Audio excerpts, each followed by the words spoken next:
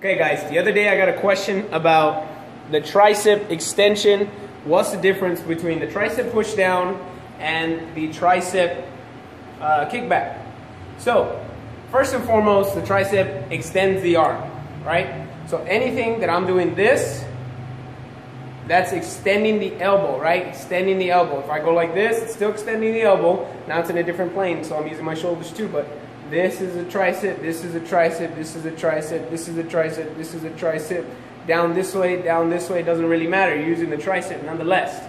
Okay, you do want to hit it on different ends, but the angles make a difference because if you've ever used a shovel, you know that if you get closer to the shovel and try to scoop up the dirt, you know it's going to be a lot tougher than if you get further back from the shovel and you're able to get some leverage on it. Okay, your muscles work a little bit different than that though. I'm just giving you an example of what levers look like. Okay, so this way I'm using some of my triceps, but I'm also using some of my rotator cuffs. So if you have some tightness in your rotator cuff, you won't be able to extend fully. Okay, so this one is a great exercise right here. You notice I'm extending my elbow, so my tricep is pulling my elbow away from the body. Not necessarily the body, but it's pushing it down, okay? So even when you're thinking about bench press, it's the same motion, right? Now I got a question. What's the difference between this and this right here? Okay? Notice the difference. This one, I'm not opposing gravity, okay? I'm going with gravity, right?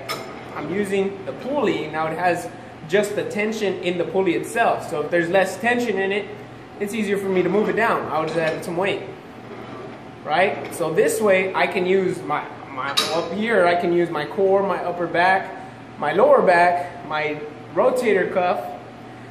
Now in this way, you're opposing gravity. You're going against gravity, right? Notice this. Boom, you see how I'm going up against gravity?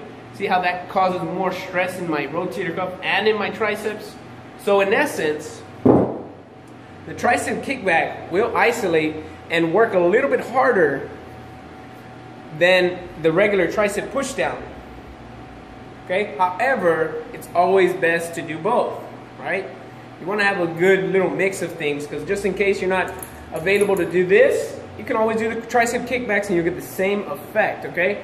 So remember this, the tricep extends the elbow. So anytime you're extending the elbow, it could be a shoulder press, it could be a overhead press, it could be a bench press, it could be a dip.